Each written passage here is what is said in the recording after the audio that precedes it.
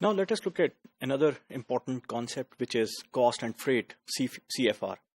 The freight costs necessary to bring shipped goods to the named port of destination paid for by the seller.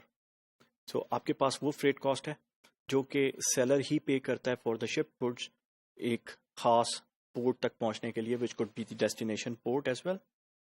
The risk of loss of or damage of the goods, as well as any additional cost due to the events occurring after the time of goods have been delivered on board the vessel, is transferred from the seller to the buyer when the goods pass the ship's rail in the port of shipment. जैसे ही आपके पास वो जो travel है, जो shipment है, वो अपना journey start करती है, the risk of loss or damage would be actually transferred from the seller to the buyer. तो आपके पास जो CFR है, it's a kind of a contract or negotiation that will actually shift that risk from the seller to the end buyer. Then we have cost, insurance and freight, CIF.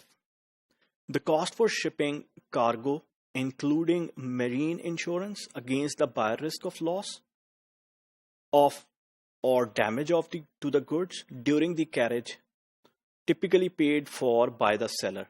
So what would seller do?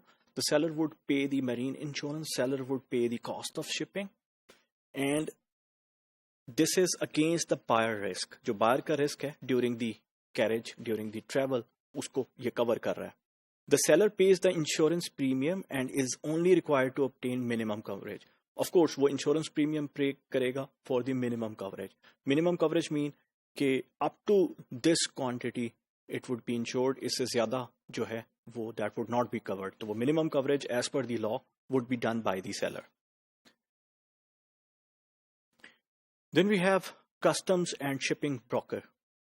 A firm, it would be a firm that specializes in preparation of shipping and customs documents for international shipments. International shipments में आपकी जो custom duty से related documents हैं, custom clearance से related documents हैं, आपकी जो preparation है for the shipping के अंदर जो documents और negotiations use होंगी.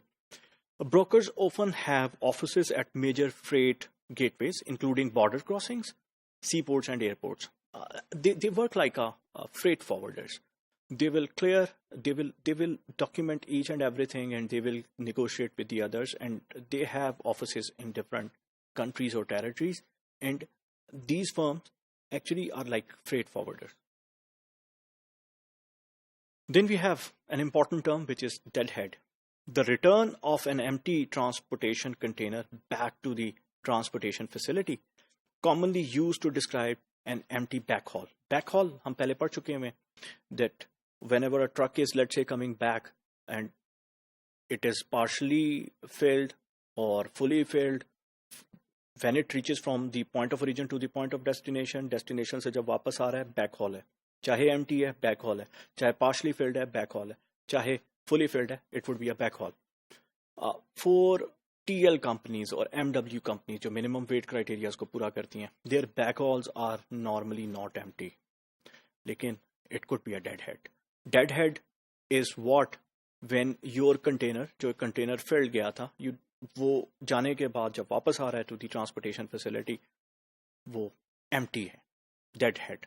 That means the cost of transportation, you will bear the cost of transportation. There is no shipment in it. कोई shipment मौजूद नहीं थी. That normally happens with LTLs. LTLs who would provide some customized routing. So what will happen when there is a customized routing, you would not have any order or any shipment waiting for that container, and that would be coming back to that transportation facility. So deadhead is a common phenomena for some companies. Thank you.